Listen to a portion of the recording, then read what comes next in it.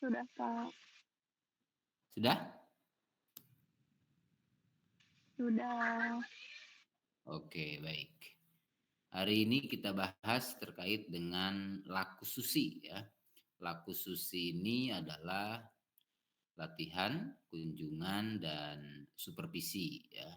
Laku susi, la-nya latihan, ku-nya kunjungan, susinya supervisi gitu ya. Supervisi. Nah, kompetensi dasar yang diharapkan setelah mengikuti perkuliahan ini, mahasiswa bisa menyusun jadwal pelaksanaan latihan, kemudian kunjungan dan supervisi ya berdasarkan program yang sudah dibuat atau program yang sudah disusun. Artinya laku susi yang dibuat itu harus didasarkan pada program yang kemarin sudah disusun ya. Jadi keluar dari jangan keluar dari apa yang sudah diprogramkan sebelumnya gitu ya. Nah, jadi teman-teman semua menyusun laku susi nanti sesuai dengan form yang ada di GCR itu harus nyambung inline dengan program yang telah dibuat seperti itu. Baik. Nah, apa yang melatar belakangi terkait dengan laku susi ini? Nah, laku susi muncul pertama karena petugas lapang atau penyuluh itu kurang terlatih. Artinya kurang mendapatkan pelatihan, tidak ada peningkatan kompetensi, ya. Dan yang kedua tidak mengikuti teknologi atau inovasi baru atau gaptek ya, gagap teknologi dan kudet kurang update terkait dengan teori materi yang disampaikan oleh para penyuluh pada petani. Dan yang terakhir kebanyakan para penyuluh itu cenderung tidak mengunjungi petani, lebih banyak di belakang meja di kantor sibuk dengan administrasi terutama menyusun program atau laporan lainnya. Nah, dasar dalam penentuan laku susi ini ada pedomannya, yaitu di pedoman pelaksanaan sistem kerja laku susi. Silakan di download ya, searching di Google-nya, pedoman pelaksanaan sistem kerja laku susi Kementan. Nanti download, silakan share di grupnya masing-masing atau di grup kelas dan di grup angkatan gitu ya. Nah, ini jadi pedoman ketika melaksanakan latihan atau penentuan latihan kunjungan dan supervisi bagi penyuluh dan juga di BPP gitu ya. Nah, kemudian apa maksud dan tujuan pendekatan laku susi? Nah, maksudnya adalah membujuk petani pada produksi tanaman atau ternak tertentu. Artinya lebih difokuskan untuk melaksanakan atau melakukan produksi atau usaha tani, tanaman atau juga usaha ternak tertentu. Nah, jadi lebih fokus. Nah, kemudian menerapkan disiplin yang tinggi, baik itu bagi si penyuluh maupun juga dengan si petaninya. Nah, kemudian pola kerjanya tertentu. Ada latihan bagi si penyuluh, gitu ya, kunjungan penyuluh ke petani, berikut dengan penyuluh supervisornya, ya, dan juga supervisi dari si penyuluh senior atau penyuluh supervisor. Tujuannya apa? Tujuannya dalam rangka meningkatkan kinerja penyuluh ketika melakukan pendampingan kepada petani, supaya penyuluh itu betul-betul melaksanakan tugasnya sebagai seorang penyuluh, gitu ya. Kemudian meningkatkan kemampuan petani untuk mengelola produksi atau meningkatkan produksi dan produktivitas serta pada akhirnya pendapatannya bisa meningkat dengan adanya laku susi ini. Dan terakhir tujuannya meningkatkan kualitas dalam penyelenggaraan penyuluhan dengan sistem kerja yang lebih terukur, terjadwal, dan tentu saja berkesinambungan atau sustainable ya, berkelanjutan ya. Seperti itu. Nah, secara umum laku susi ini merupakan pendekatan penyuluhan yang memadukan. Jadi terpadu ya, bukan pararadu, kalau bahasa Sunda mungkin pararadu beda lagi ya. Nah, tapi terpadu memadukan antara latihan dalam upaya peningkatan kemampuan penyuluh untuk melaksanakan tugasnya, kemudian ditindaklanjuti dengan kunjungan, nah, pendampingan kepada petani atau poktan yang dilaksanakan secara terjadwal, teratur, terarah, dan berkelanjutan.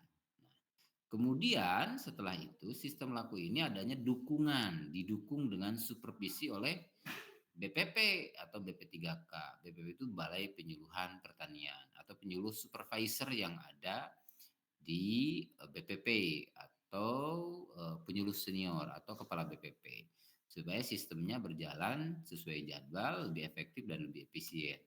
Nah, ditambah lagi dukungan supervisi teknis pada saat penyuluh melakukan latihan di BPP, itu tersedia informasi teknologi sebagai bahan materi untuk kunjungan mereka para penyuluh kepada para petani.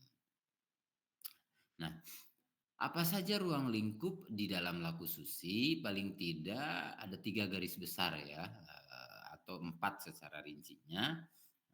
Karena yang 3 dan 4 adalah supervisi ya, sama-sama supervisi. Yang pertama adanya pelatihan bagi penyuluh pertanian.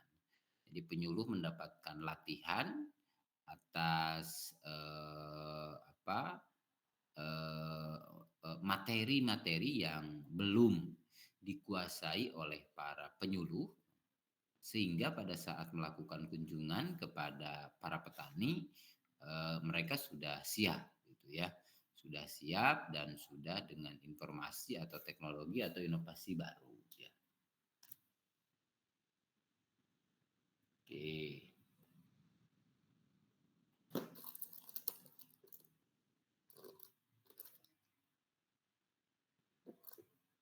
Nah, kemudian adanya pelaksanaan kunjungan yang terjadwal, teratur, kemudian terarah kepada petani, baik itu juga poktan, di poktan atau di gapoktan, di gabungan kelompok tani. Dan terakhir supervisi BPP supaya sistem laku ini sesuai jadwal. Jadi ada pengawasan, ya, ada pengawasan dari kepala BPP, penyuluh supervisor atau yang paling dituakan gitu ya. Dan terakhir supervisi teknis dalam rangka penyediaan informasi dan materi untuk kunjungan penyuluh kepada para petani. Ruang lingkupnya 4 atau 3 garis besar.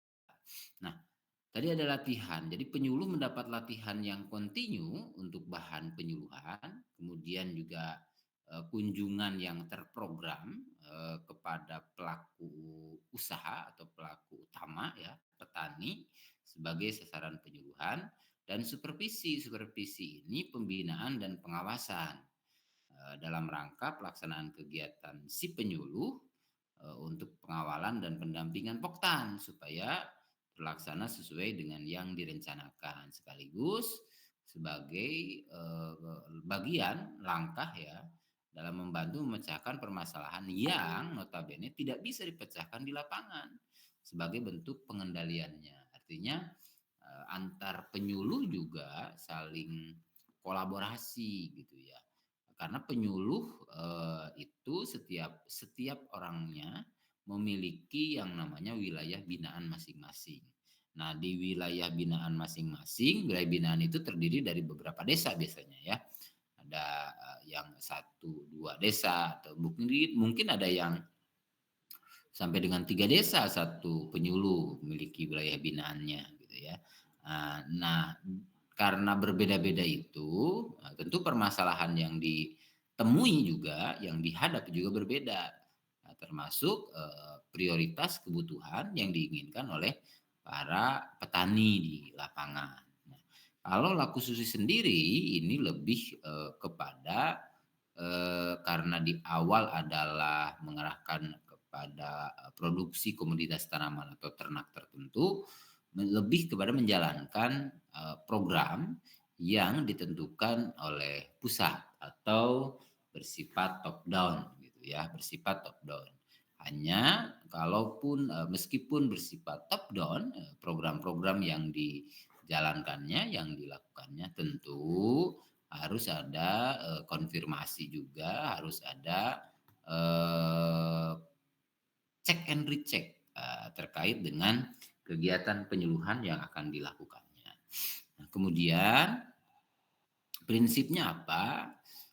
Prinsipnya kurang lebih yang pertama adalah keakraban, adanya hubungan yang akrab antara penyuluh dengan petani poktan. Jadi tidak ada jeda, tidak ada jurang pemisah antara si penyuluh dengan petani di lapangan itu. Sama-sama menjalankan program yang sudah disusun. Kemudian terpadu yaitu memadukan pelaksanaan latihan yang dilakukan oleh si penyuluh, kemudian ditindaklanjuti dengan kunjungan kepada petani. Dan yang ketiga, faktual, artinya materi yang disampaikan itu merupakan kebutuhan dalam rangka pengembangan usaha taninya, gitu ya. Misalkan petani dalam rangka mewujudkan program ketahanan pangan, misalkan ya, untuk produksi padi misalkan, itu para petani membutuhkan materi terkait dengan pemupukan yang berimbang misalkan. Penggunaan pupuk organik dan anorganik yang tentu saja lebih berat atau lebih banyak menggunakan pupuk organik misalkan. Nah, komposisinya berapa yang tepat? Digunakannya seperti apa? Nah, mungkin si penyuluh gitu ya memerlukan pendalaman lebih lanjut yang notabene hal itu belum mereka ketahui lebih spesifik dan itu dilatihkan di PPP. Nah, kemudian berkesinambungan artinya dilakukan secara terjadwal sesuai dengan rencana kerja penyuluh dan perencanaan Poktan. Adanya link and match antara perencanaan kerja yang digagas atau yang dilakukan oleh si penyuluh dengan rencana yang disusun oleh Poktan, dan ini tentu saja tidak berjauhan atau tidak berbeda ya dengan rencana kerja penyuluh atau yang menjadi rencana kerja tahunan penyuluh yang tersusun di dalam program-program yang ada di PPP. Nah, kemudian langkah-langkah apa saja yang harus dilakukan ketika akan melakukan persiapan kunjungan penyuluh kepada para petani ya, atau ketika ke lapangan gitu ya. Ketika ke lapangan, yang pertama mencari informasi terkait dengan keadaan pertanian. Nah, cara ini atau metode ini ya, itu kan kita udah pelajari sebelumnya. Paling tidak kita bisa menggunakan dua metode, baik itu RRA. Masih ingat apa itu RRA? Ada yang masih ingat? Halo? Apa itu RRA? Ada yang masih ingat? Masih, Pak. Apa? Rural Rapid Appraisal. Pendekatan Kalau secara cepat, Pak. cepat. Kalau PRA? Participatory Rural Appraisal. Participatory Rural Appraisal ya. Kalau informasi yang diinginkan itu diperoleh dengan cepat gitu ya. Nah, maka kita bisa menggunakan Rapid Rural Appraisal, bisa menggunakan data primer, data sekunder. Artinya data-data yang sudah tersedia, informasi dari desa gitu ya, terkait dengan komoditas yang ditanam, luas lahan dan lain sebagainya.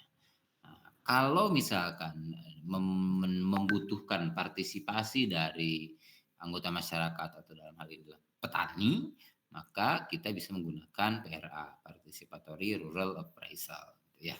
Nah, kemudian perlu dicek juga kenyataan yang ada di lapangan, apakah yang dibutuhkan itu sesuai dengan kenyataan di lapangan. Misalkan apa betul petani membutuhkan informasi teknis atau praktek terkait dengan pemupukan berimbang atau tidak gitu ya.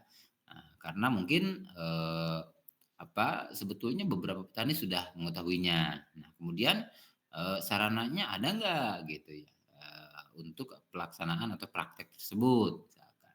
Nah, itu perlu dikonfirmasi. Kemudian distribusi wilayah dengan metode agar data yang dapat lebih akurat. Tadi ya RA, PRA atau juga dengan penelusuran wilayah gitu ya dan lain sebagainya. Nah, sistem laku ini dilaksanakan dengan tetap memperhatikan programnya yang disusun. Jadi tidak keluar dari yang sudah diprogramkan. Ya, tadi sampaikan di laku susi ini tetap menjalankan atau melakukan kegiatannya laku susi ini. Itu inline dengan rencana kerja penyuluh atau rencana kerja tahunan penyuluh ya. Rencana kerja tahunan penyuluh sekalipun misalkan menjalankan program yang digagas atau yang diturunkan dari pusat atau dari kementerian dalam rangka pencapaian swasembada pangan misalkan seperti itu. Nah, kemudian mahasiswa ini contoh jadwal penentuan atau penyusunan jadwal pelaksanaan sistem laku susi ya. Jadi laku susi ini antara kunjungan yang dilakukan oleh si penyuluh ke petani disertai dengan adanya supervisi langsung oleh kepala BPP ya atau BP3K atau supervisor, penyuluh supervisor. Kemudian ditindaklanjuti dengan adanya pelatihan itu tidak jauh berbeda.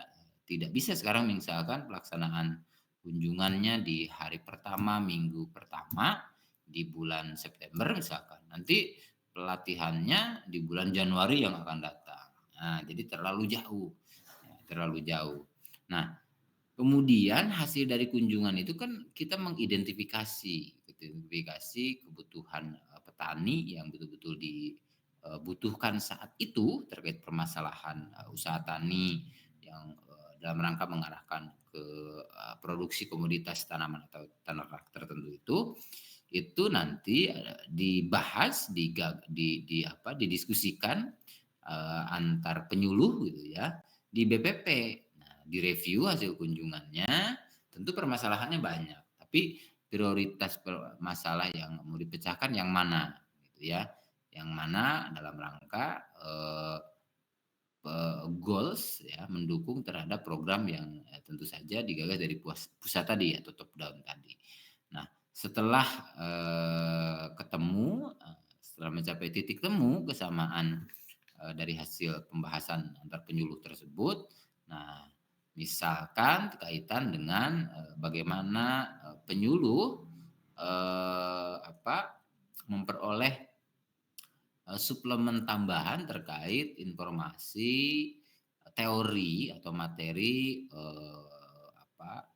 komposisi penggunaan pupuk yang berimbang antara pupuk organik dan anorganik. Nah, maka itulah yang dilatihkan penyuluh di BPP. Ya, kemudian memastikan juga supervisi teknis oleh penyuluh senior dan pejabat Bapelu agar materinya tersedia. Bisa saja pelatihan itu dilakukan oleh dan antar penyuluh yang ada ya atau juga mendatangkan materi dari luar guna memperkaya ya informasi, inovasi ya teknologi baru. Nah, kemudian dalam rangka pelaksanaan kunjungan, ya, kunjungan itu bisa dilakukan dengan dua cara. Pertama, jika petani membutuhkan pendampingan yang lebih khusus, yang lebih private, ya, maka bisa dilakukan kunjungan secara individu. Nah, metode penyuluhan yang bisa dilakukan untuk kunjungan individu adalah kunjungan usaha tani atau juga enjang sono seperti itu, ya. Nah, atau jika memang misalkan kunjungan individu dirasa berat harus satu-satu misalkan ya di kelompok itu misalkan ada 30 anggota harus satu-satu misalkan. Ternyata berat, maka lakukan yang lebih efektif ya, lebih efektif dan lebih efisien dari sisi waktu tenaga juga itu secara kelompok. Nah, hanya ketika melakukan kunjungan secara kelompok itu harus didasarkan pada jadwal yang telah disepakati antara penyuluh wilayah binaan setempat dengan di kelompok taninya. Nah, setiap penyuluh nanti mempersiapkan materi sesuai dengan kebutuhan di tempat kunjungan. Ya, tempat kunjungan. Adapun pelatihan yang dilakukan itu memperkaya materi-materi yang dibutuhkan di tempat kunjungan. Kemudian jangan lupa bagi si penyuluh itu untuk selalu menyediakan waktu ke lapangan, melihat, mengkonfirmasi atau juga memonitor kemajuan yang dicapai oleh kelompok tani binaannya. Nah, sekaligus mungkin ditemukan masalah-masalah baru yang muncul pada saat pelaksanaan kunjungan dan untuk ditindaklanjuti lebih lanjut didiskusikan di BPP. Nah, kemudian menurut Mardikanto dan Sutarni, paling tidak di sistem laku ini ada beberapa acuan ya.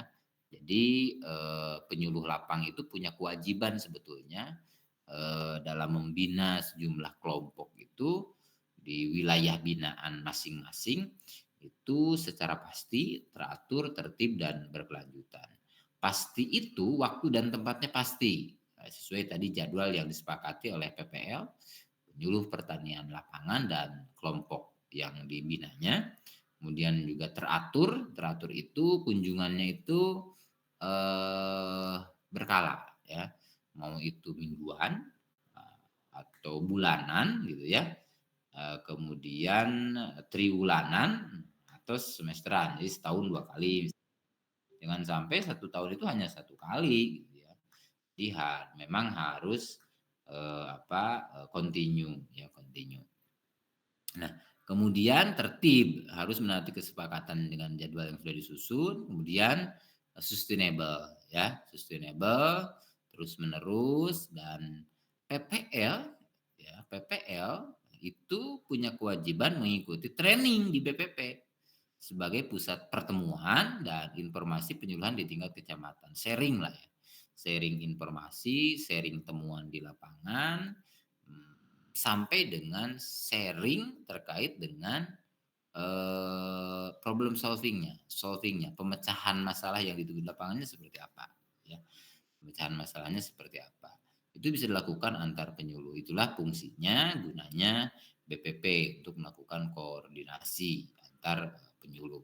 Nah, ada beberapa saran yang mungkin juga harus dilakukan atau dicermati ketika melakukan kunjungan lapangan terkait waktu dan tempat kunjungan.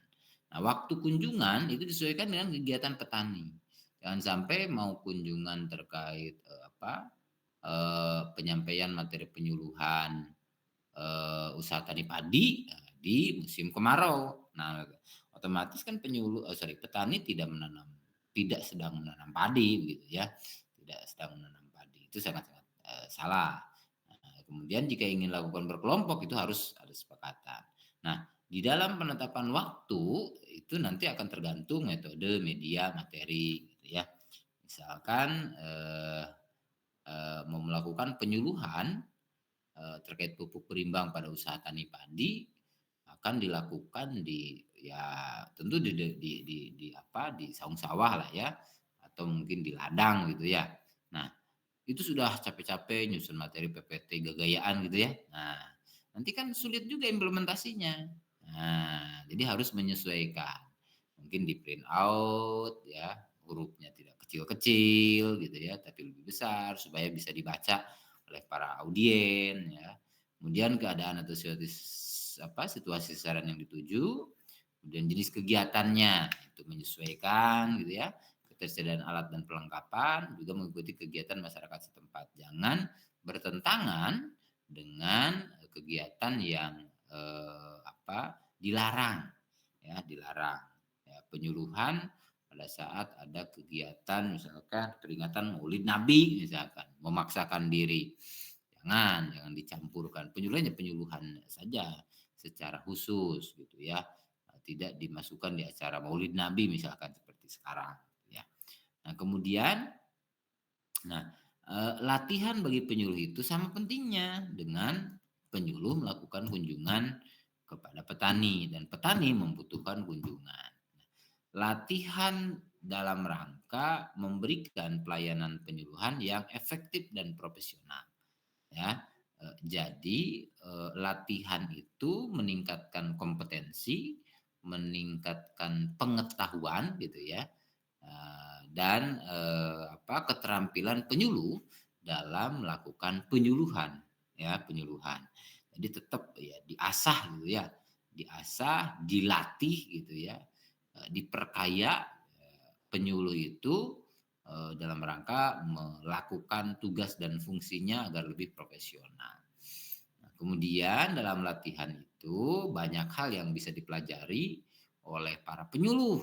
Nah, misalkan terkait teknologi produksi gitu ya, keterampilan menganalisis masalah, komunikasi gitu ya, BIMTEK atau metode yang akan dilaksanakan, atau juga mempelajari terkait regulasi-regulasi terbaru ya, regulasi terkait dengan eh, kartu tani, kemudian pengadaan pupuk bersubsidi gitu ya, dan lain sebagainya.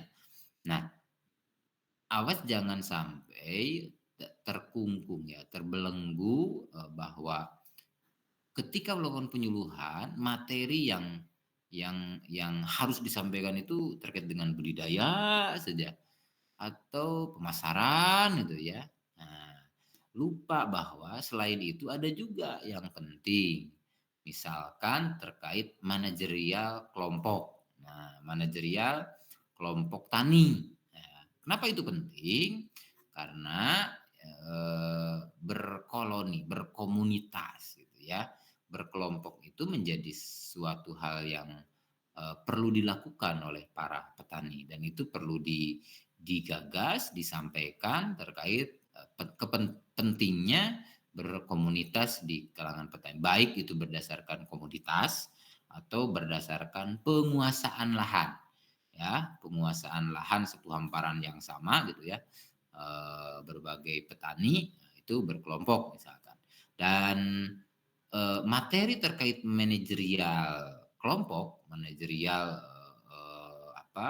berkoloni itu penting bagi mereka dalam rangka meningkatkan kemampuan kelas kelompok tani. Ya, kemampuan kelas kelompok tani. Kemampuan kelas kelompok tani itu kan ada 4. Pertama adalah pemula, kemudian lanjut, madya, dan utama.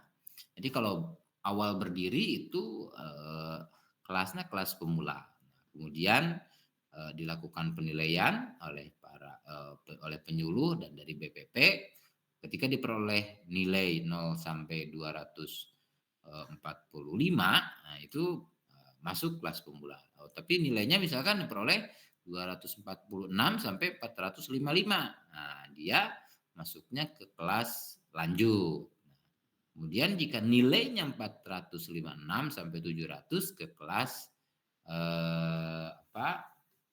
madya, dan terakhir ke kelas utama. Nah, itu bisa diperoleh ketika kelompok itu semakin di kelompok tertata dengan baik gitu ya.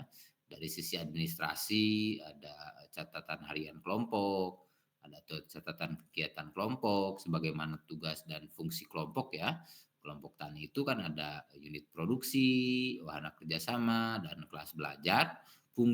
Ketika fungsi-fungsi itu dijalankan, maka dimungkinkan kelas kemampuan kelompok itu akan bertambah atau akan naik ya ketika ada penilaian. Nah, itu materi juga penting disampaikan kepada petani ya di dalam mengorganisir mereka untuk kepentingan dan tujuan yang sama. Nah, kemudian kemudian bagaimana caranya mengukur ya keberhasilan sistem laku ini?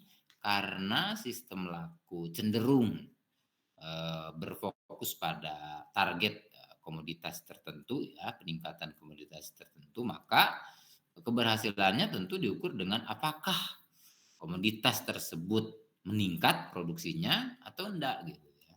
Atau juga berdasarkan pada pengalaman-pengalaman sebelumnya. Nah, misalkan karena inovasi ini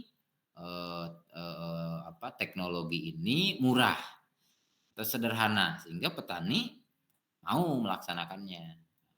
Atau paling tidak juga adanya peningkatan semangat kerja dan pengabdian dari penyuluh dengan adanya sistem laku dan laku susi ini, ya, latihan kunjungan ini.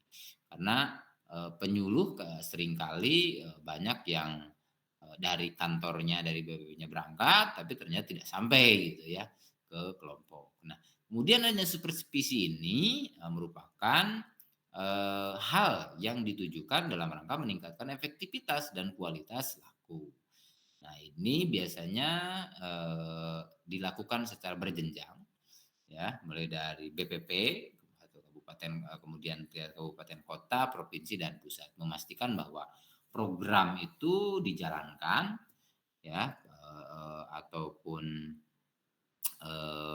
proyeknya dijalankan, dan penyuluh itu memperoleh latihan dalam rangka peningkatan kompetensi, pengetahuan, ya, dan informasi sehingga pada pelaksanaan kunjungan itu betul-betul sesuai dengan yang diinginkan. Nah, kemudian apa keuntungan dan kesulitan pelaksanaan laku? Keuntungannya, dengan adanya laku ini penyuluh punya rencana kerja dalam setahun, jadi RKP atau RKTP, ya. Kemudian kunjungan yang dilakukan oleh penyuluh itu teratur dan berkelanjutan. Kemudian penyuluh itu juga bisa dengan cepat, ya, mengetahui berbagai masalah yang dihadapi oleh para petani, kemudian menemukan pemecahannya karena adanya proses diskusi, komunikasi, problem solving di BPP, sharing antar penyuluh, kemudian penyuluh juga adanya update informasi, update pengetahuan dan keterampilan. Nah, penyuluhannya, penyelenggaraan dalam rangka penyelenggaraan penyuluhannya itu ada supervisi dan pengawasan.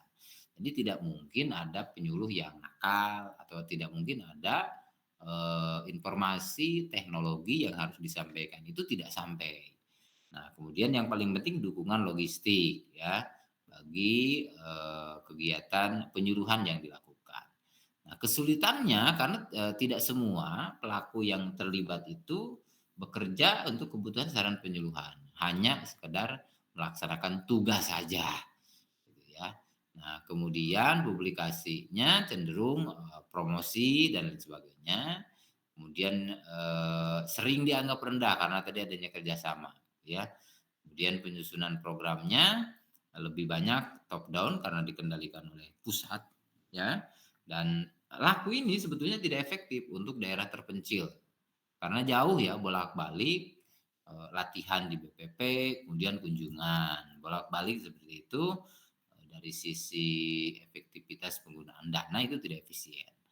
Nah, kemudian yang paling terakhir adalah biayanya cukup tinggi, ya, untuk transport dan pelatihan yang teratur tadi. Mobilisasinya luar biasa, ya, karena setiap masalah itu didiskusikan, ya, sharingkan dengan teman-teman penyuluh di BPP sehingga ada pemecahan.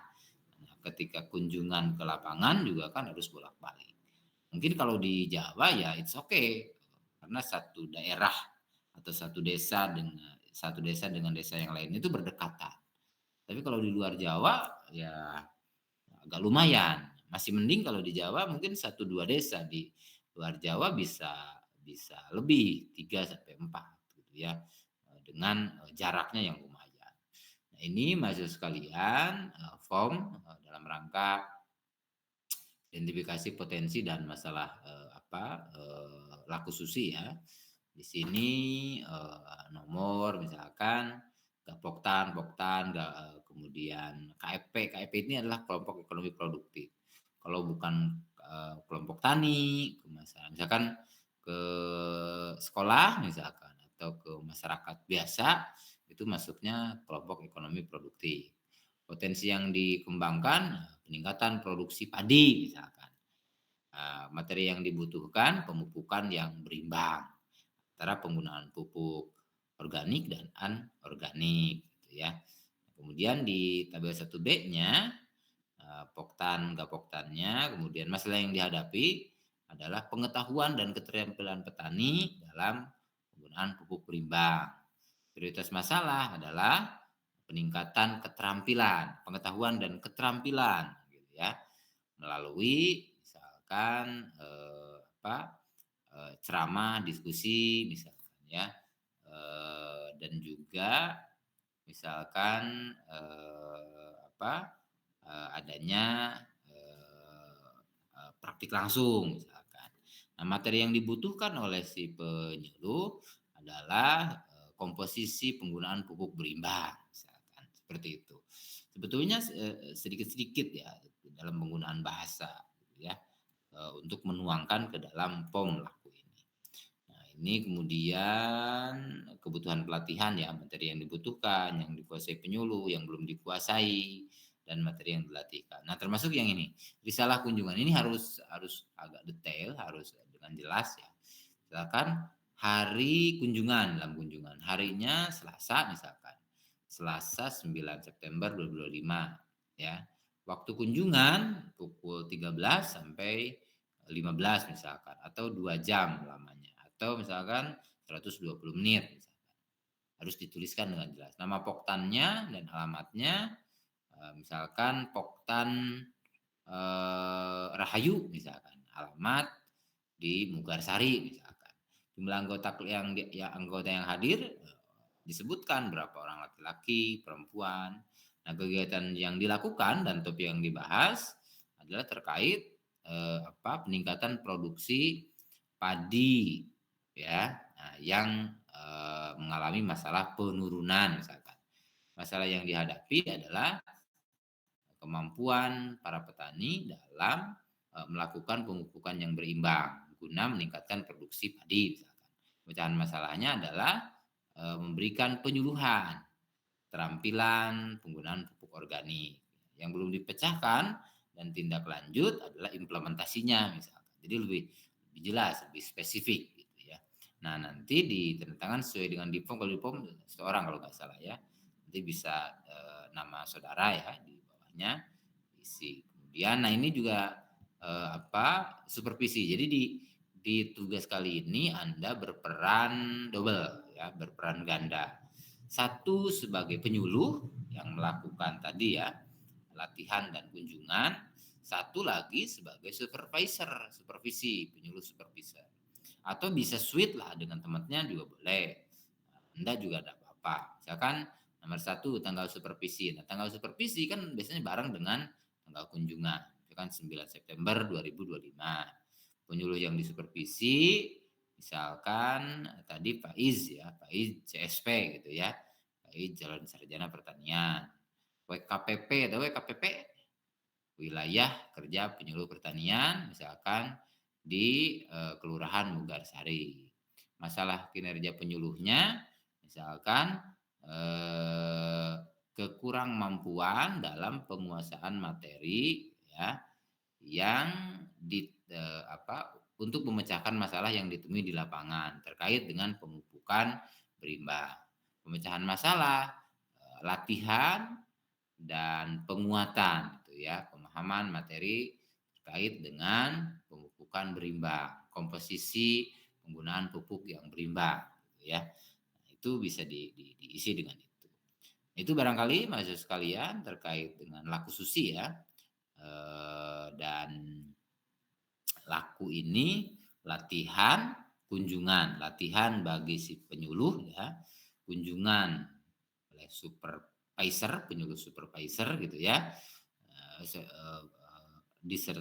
disertai atau beserta penyuluh supervisor, supervisi oleh penyuluh supervisor. Latihan, kunjungan, dan supervisi. Latihan bagi si penyuluh dalam rangka peningkatan pengetahuan dan kompetensi menyuluhnya, kunjungan penyuluh kepada petani, supervisi oleh penyuluh supervisor seperti itu ya. Oke, mahasiswa sekalian. Nah, ini tugasnya sudah jelas barangkali ya. Jadi menyusun rencana kegiatan laku susi sesuai POM yang ada di Google Classroom. Nah, pastikan tadi saya sampai di awal continue ya, continue jangan jaka sembung pete ya, ternyambung nanti ya antara program yang sudah dituliskan dengan baku susinya. Dan jangan lupa perhatikan due time-nya, batas pengumpulan waktu tugasnya. Jangan sampai terlambat seperti ada yang terlambat kemarin gitu ya. Oke, mahasiswa sekalian, barangkali itu yang bisa disampaikan pada pertemuan kali ini. Jika ada yang ditanyakan atau didiskusikan, monggo. Rapli Prasetya. Oh, mana Rapli? Udah gabung nggak Rapli belum?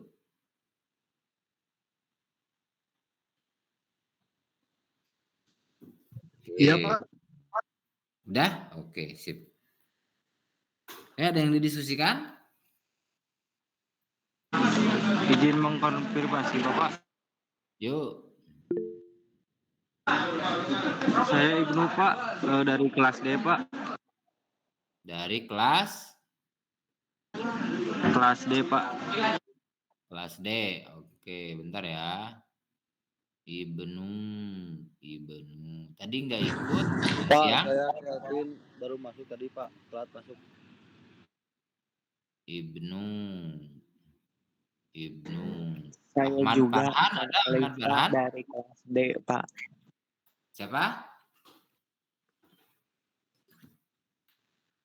Siapa barusan? Saya Anton Alista dari kelas D, Pak. Oke, Anton. Palingan tadi dipanggil nggak ada siang. Oke. Farhan, Ahmad Farhan, ada? Ahmad Farhan hadir, Pak. Ada, Pak, ada. Oke, sip, mantap.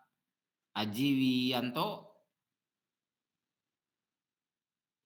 Muhammad Aji Wianto, ada? Nggak ada. Oke, sekarang yang kelas E.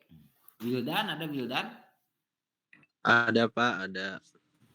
Ada Haikal. Udah ya, udah tadi kelas B. Rista, ada Rista? Riz? Hadir, Pak. Hadir. Alicia? Hadir, Pak. Oke, Gusriani ada? Hadir, Pak. Oke. Kalau di scan bisa nggak nih? Saya tampilkan di share screen. Atau HP-nya dipakai? HP-nya dipakai, Pak. Oke, satu-satu nih jadinya kayaknya. Randy? Hadir, Pak. Oke, Salsabila?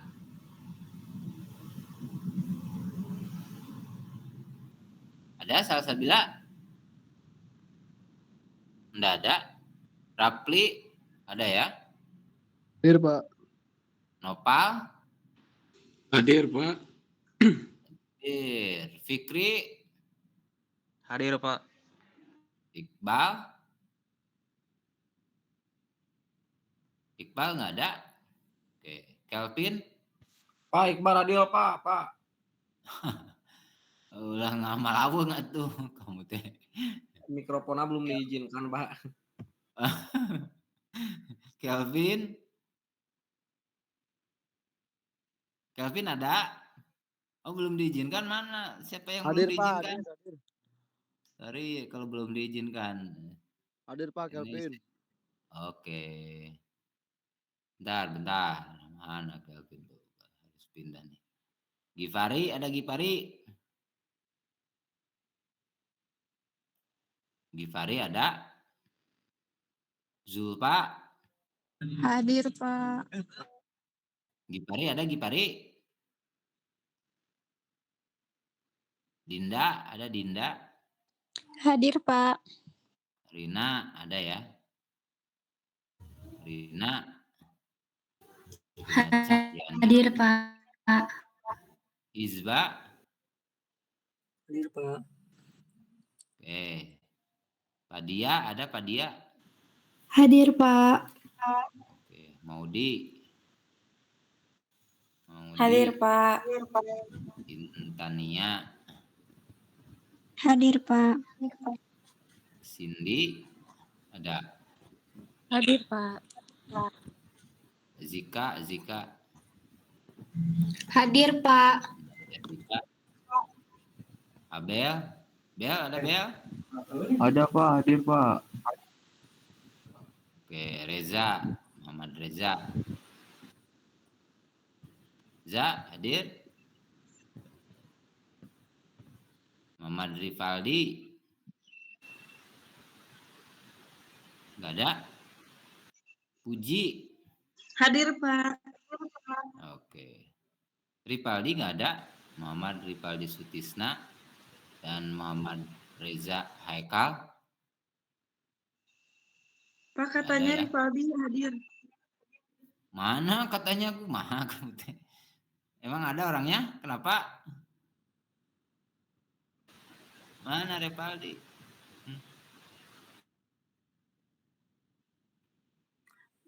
Katanya di kolom komen mic-nya rusak, Pak. Oh, mic-nya rusak. Mana ya? Oh iya, sorry. Oh, Salsabila hadir juga. Oke. Ripaldi. Muhammad Reza ada?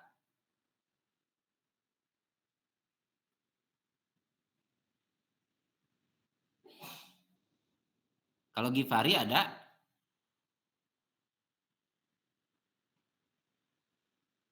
Givari ada nggak?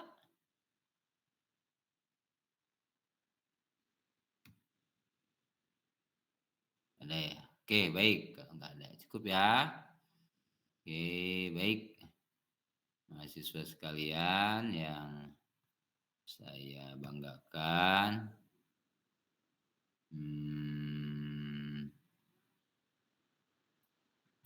Kelas E. Oke. Ada yang ditanyakan terkait tugasnya? Udah cukup? Pak, boleh bertanya satu hal, Pak? Yuk, monggo. Buat praktikum ya Pak, misalkan kita udah nentuin permasalahan terus evaluasi, berarti buat penyuluhan harinya tuh harus ke BBP dulu ya? Ini tuh pertanyaan yang apa? Praktik ya? Ya, buat praktikum nanti Pak. Ya. Ya. Sudah menentukan program, permasalahan, bisa ke BPP, bisa tidak. Itu ya, tergantung situasi. Ya, pertama, kalau nggak perlu ke BPP itu ketika misalkan dilaksanakannya misalkan di apa, katakanlah ke sekolah, berarti kan yang dihubunginya pihak sekolah atau ke ibu-ibu ya, ibu-ibu pengajian misalkan ya, terkait pemanfaatan lahan pekarangan, nggak perlu ke BPP. Kecuali kalau misalkan ke kelompok tani, gapoktan misalkan ya. Nah, itu mungkin harus ke BPP ya, untuk konfirmasi kaitan dengan apa sih yang belum, misalkan materi yang belum disampaikan, atau juga bisa menginline-kan kegiatan praktikum penyuluhannya dengan kegiatan yang sudah diprogramkan di PPP. Jadi Anda tidak perlu modal yang besar gitu kan. Modal yang besar. Kan paling tidak kalau melakukan penyuluhan itu kita harus beli aqua gitu ya, aqua gelas untuk minum ketika melakukan pertemuannya dan lain sebagainya. Jadi itu situasional ya, Hizbah ya. Oke Pak, baik Pak. Ya, disesuaikan sajalah, sesuai dengan kebutuhannya. Nah, kemudian itu muncul ya. Jadi untuk tugas kelompok, kalau minggu kemarin kan sudah mengisi terkait dengan kelompok penyuluhan. Sudah diisi ya di spreadsheet-nya? Sudah, Pak. Sudah. Nah, sekarang kan ada muncul tuh tugasnya membuat logbook. Nah, logbook itu adalah terkait dengan catatan ya, catatan urutan riwayat kegiatan persiapan penyuluhan. Nah, itu tidak ada format yang baku, monggo bisa pakai Microsoft Word atau juga Excel gitu ya, atau yang lainnya, enggak. Misalkan dibuat kolom gitu ya, logbook kegiatan praktik penyuluhan kelompok hizbah misalkan ya, nomor 1 hari tanggal misalkan hari Selasa 9 September 2025. Rapat awal persiapan kelompok menentukan tema dan tempat penyuluhan misalkan. Gitu aja kayak gitu. Misalkan tanggal 10 gitu, menghubungi ke kelompok bla bla bla sampai dengan nanti tanggal pelaksanaan. Itu logbook ya. Itu urutan, uraian, pelaksanaan kegiatan sesuai dengan hari dan tanggalnya. Itu ya. Ada lagi yang tanyakan? Cukup? Cukup Pak, cukup. Oke, terima kasih kalau cukup. Mohon maaf ya sekali lagi untuk kelas E ini karena jadwalnya di sore hari selalu bagi saya selalu menjadi korban gitu ya.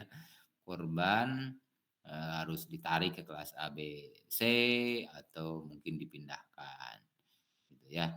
Tetapi saya harap tidak mengurangi kekhusyuan ya dalam mengikuti perkuliahan. Sekali lagi terima kasih sudah berpartisipasi di perkuliahan malam ini. Di awal kita mengucap basmalah, maka kita akhiri dengan mengucap hamdalah bersama-sama. Bismillahirrahmanirrahim. Assalamualaikum warahmatullahi wabarakatuh.